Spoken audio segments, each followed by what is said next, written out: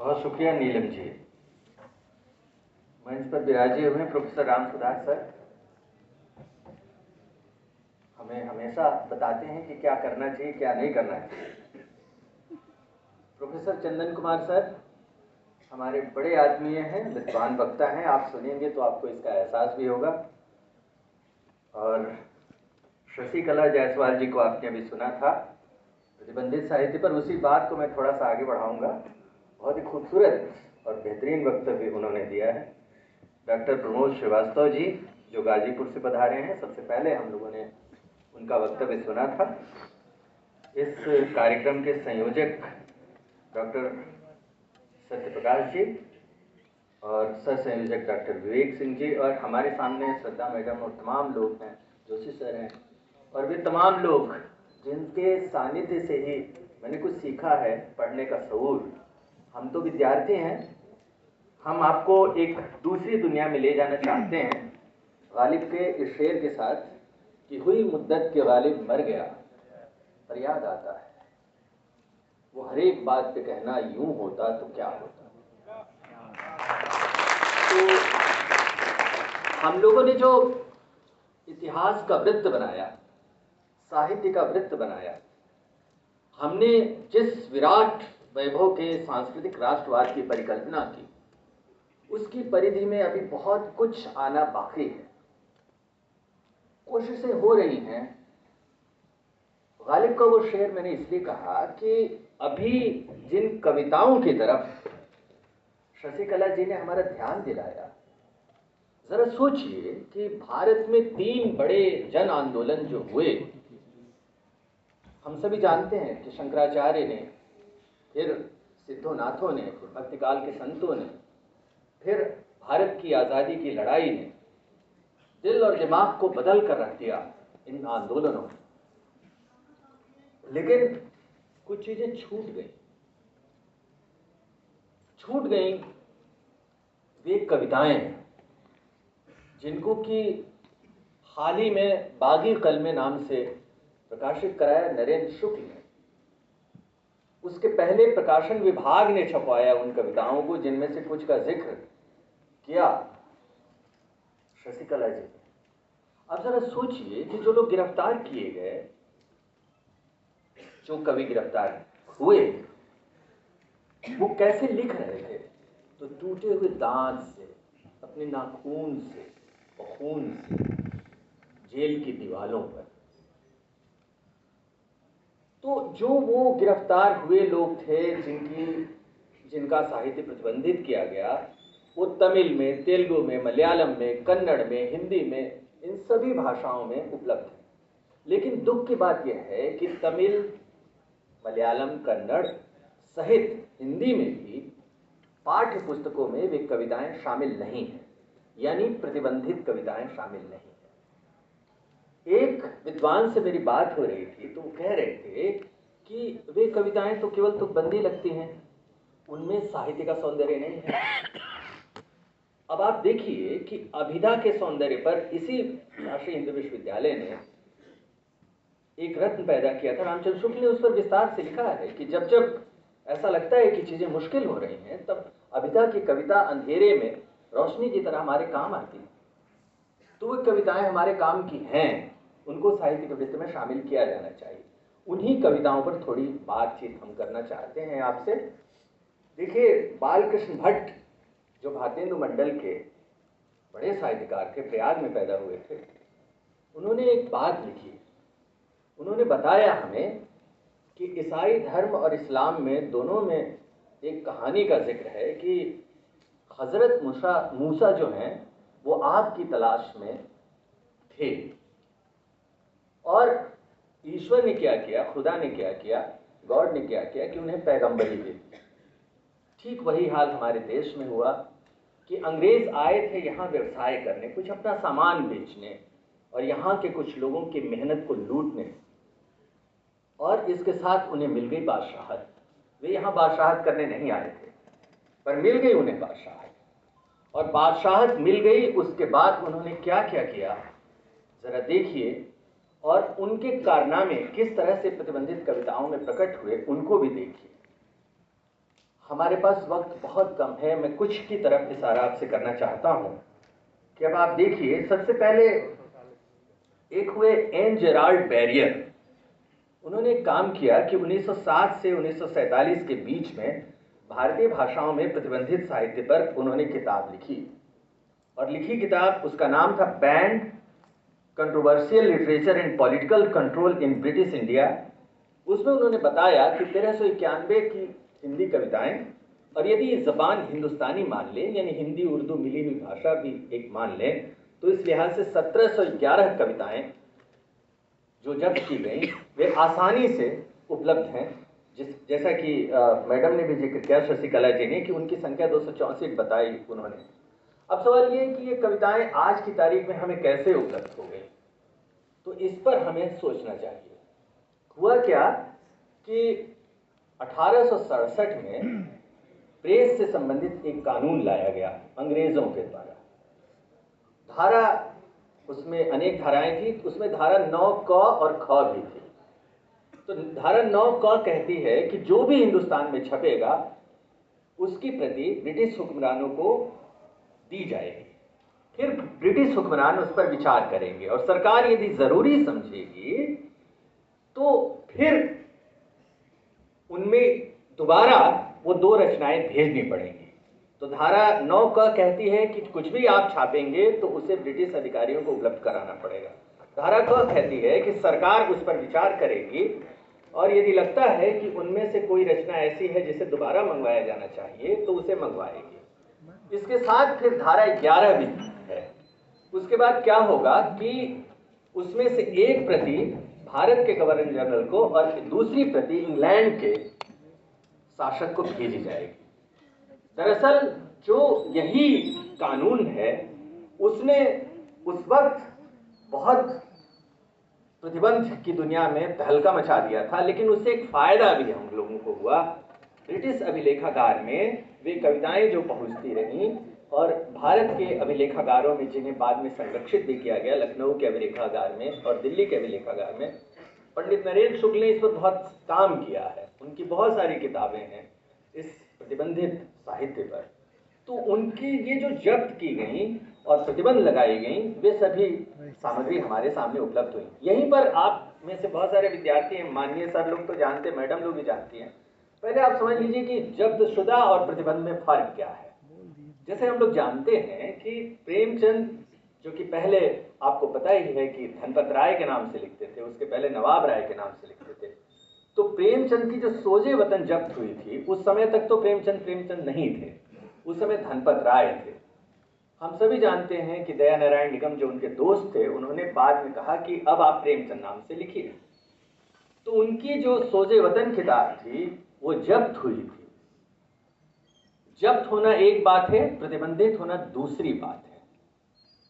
प्रेमचंद की सोजे वतन जब्त हुई थी, तो हमें यह फर्क समझना पड़ेगा कि जब्तशुदा साहित्य और प्रतिबंधित साहित्य में फर्क क्या है। तो बहुत सारी रचनाएं उस जमाने में जब्त हुई थी, लेकिन प्रतिबंधित वही रचनाएं हुई जिसे ब्रिटिश हुक्मरानों ने धारा 11 के तहत यह निर्णय लिया कि इन पर प्रतिबंध लगा देना चाहिए। तो अब देखिए, उनमें से अब रामचंद्र शर्मा ने भारत सरकार के प्रकाशन विभाग से 1987 में एक किताब लिखी, जब्तशुदा गीत, आज़ादी और एकता के तराने। उसमें आप देखिए 1922, 23, 28, 29, 30, 31, 32 और 40 तक की वे कविताएं जो सरकार ने जब्त की और जिन्हें प्रतिबंधित भी किया, और जब्त पहले चरण में जब्त किया, उनकी कीमत कितनी थी? 3 पैसे से 1 रुपये तक। मुख पृष्ठ पर क्या होता था? किसी शहीद का चित्र छपा था। और देखिए मजेदार बात कि इतिहास की किताबों से हम लोगों ने यह सबक लिया कि 2 तरह की धाराएं थी आज़ादी की लड़ाई में शामिल, और हम सभी जानते हैं कि एक धारा गरम लोगों की थी, गरमवादी दल, और एक नरमवादी दल।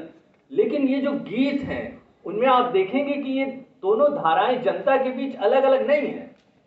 जैसे एक गीत में कहा गया है कि चरखे को मशीन गन बना दो। अब कहां गरम दल और कहां नरम दल, लेकिन बात हो रही कि चरखे को मशीन गन बना दो, कतली को बंदूक की तरह इस्तेमाल करने की बात है। तो एक जो हमारे पढ़ने पढ़ाने का प्रचलित अभ्यास है, जिसमें हम मानते हैं कि हर चीज को हम बांट देते हैं कि यह इस तरह की बात है, यह इस तरह की बात है, जनता के बीच में ऐसी कोई बात नहीं, आवाजाही लगातार जारी है, यानी वहां कोई फर्क नहीं है। वहां आप देख सकते हैं कि जो आवरण पृष्ठ है, एक ही पृष्ठ पर गरम दल और नरम दल दोनों तरह के लोगों की तस्वीरें लगी हुई हैं। उसमें प्रेस जो थे, 3 तरह के लोग थे प्रेस की दुनिया में। एक वो लोग थे जो सरकार की नीतियों का समर्थन कर रहे थे। हर दौर में ऐसे लोग होते हैं जो निजाम की बादशाहत को सिर झुकाकर स्वीकार करते हैं। तो एक तो इस तरह के लोग थे जिन्हें सरकार से खूब विज्ञापन मिल रहा था। दूसरे तरह के वे लोग थे जो सरकार की उन नीतियों का समर्थन कर रहे थे, उन संवैधानिक प्रावधानों का समर्थन कर रहे थे जिसमें जनता के हित साधे जा सकते थे, लेकिन सरकार के उन नीतियों का विरोध करते थे जो कि सरकार की वे संवैधानिक रास्तों या संवैधानिक अधिकारों में बाधा बन के खड़ी थी। तीसरे तरह के वे लोग थे जो सरकार की हर तरह की नीतियों का विरोध कर रहे थे। प्रतिबंधित साहित्य का फलसफा उन्हीं लोगों ने लिखा। उस दौर में भी आप देखें कि गोरखपुर में एक अखबार निकलता है और उस अखबार में यह कहा जाता है कि आप गांधी के बहकावे में न पड़िए, और गांधी के बहकावे में पड़ेंगे तो आपका वही हाल होगा जो जालियांवाला बाग में हुआ। तो उस समय भी 3 तरह के लोग प्रेस में शामिल थे। हम एक छोटी सी बात से अपनी बात को खत्म करेंगे कि आप देखिए कि 1897 में चाफेकर बंधु हुए। और चाफेकर बंधु कौन थे? दामोदर हरि चाफेकर, बालकृष्ण चाफेकर, वासुदेव हरि चाफेकर। मैं चाफेकर बंधुओं का जिक्र इसलिए कर रहा हूं कि इसका सीधा सीधा रिश्ता बनारस से जुड़ता है। तिलक का अखबार पढ़ के चाफेकर बंधु उद्वेलित हुए और उन्होंने 1897 में अंग्रेज अधिकारी रैंड और लेफ्टिनेंट आयस्टर की हत्या कर दी। चाफेकर बंधु स्कूल मास्टर के बेटे थे। चाफेकर बंधुओं ने पूरे मुल्क में चाफेकर क्लब की स्थापना की थी। जब ये पकड़े गए, गिरफ्तार हुए, इन्हें फांसी की सजा मुकर्रर हुई, उसके बाद चाफेकर क्लब का क्या हुआ? चाफेकर क्लब के जो लोग थे वो पूरे देश में फैल गए, और फैल जाने के बाद उनमें से एक यहां भी आए, बनारस में। कृष्ण जी, गुरु जी, आप जी उनका नाम था। और उन्होंने किया क्या? उन्होंने एक पत्रिका शुरू की, उसका नाम था कालिदास। जरा सोचिए, केवल 3 महीने वो पत्रिका चली। उसमें जो लेख छपते थे वे कविताएं छपते थे। उनके आधार पर पहले उन्हें जब्त किया गया, फिर उन्हें प्रतिबंधित किया गया और वे गिरफ्तार हुए।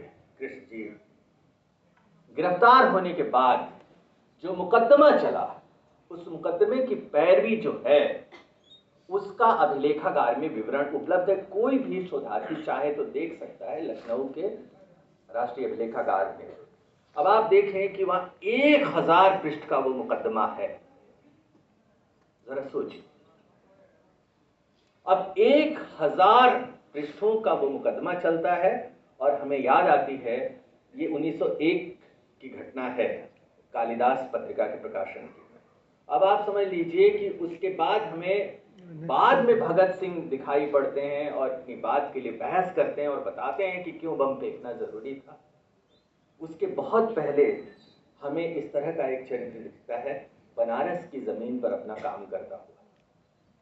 तो उसमें जो कविताएं थी, उनमें जो बातें थी, उन सबों को याद करने की जरूरत है। उनमें से 1-2 कविताएं जिसका केवल मैं मुखड़ा पढ़ दूंगा, मैडम सुना चुकी हैं कविताएं, लेकिन फिर अब उसके विषय क्या थे? अब जरा सोचिए, उस वक्त किसानों पर गीत लिखे जा रहे हैं, खूनी क्रांति की तरफदारी की जा रही है, गांधी पर कविताएं मिल रही हैं, प्रतीकों पर कविताएं मिल रही हैं। ये सब सरकारें जब्त कर रही हैं, प्रतिबंधित कर रही हैं। उदासी से बदुआ निकल रही है, आजादी का ख्वाब लोग देख रहे हैं, जंग का ऐलान हो रहा है। Account number 333H, Calcutta police ने बुरा बाजार से इसको सेक्शन डी के अंतर्गत जब्त किया था, प्रतिबंध लगा दिया था।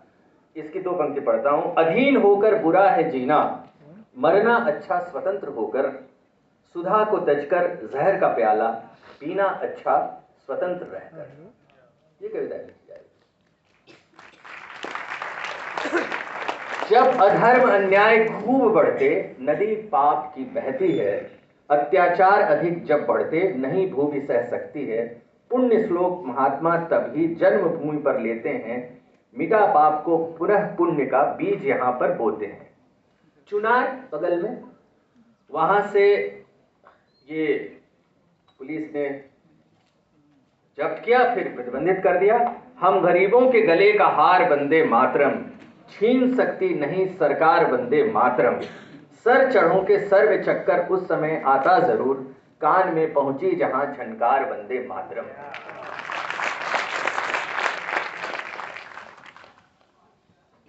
तो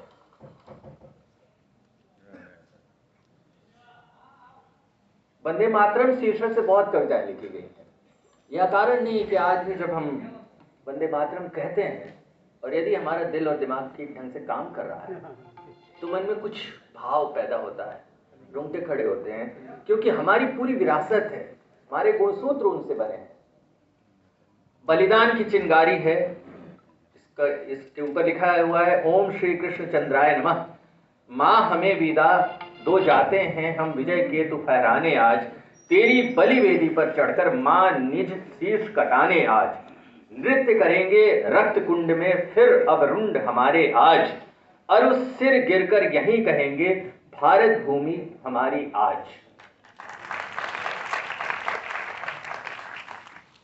धराधस कहीं शीघ्र पड़ेगी, टूट जाएंगे नभ के तार, विश्व कांपता रह जावेगा होगी जब मां जब रण हुंकार। तेरे चरणों में सिर धरकर जाते हैं करने रणरंग, फिर भय किसका है जब जननी तब आशीष हमारे संग। विजय देकर आकर धावेंगी तब चरणों को सजनव साज, पुलकित होकर शर्मा गाए भारत भूमि हमारी आज। ये सब कविताएं लिखी जा रही है। हम आपसे केवल यह बांटना चाहते हैं कि हम में से बहुत सारे लोग पढ़ाई लिखाई की दुनिया से वाबस्ता है, जुड़े हुए हैं, तो हमारे ये धर्म बनता है कि उन प्रतिबंधित कविताओं के पढ़ने का भी सिलसिला शुरू हो, और हमारी राष्ट्रीय सांस्कृतिक अवधारणा की जो पूरी परिधि है उसमें उन सभी स्वरों को सुनने के लिए भी एक भाव उमड़े, यह मेरी कामना है। अंत में आपको एक चीज सुनाता हूँ। फैज को जब कैद कर लिया गया पाकिस्तान में,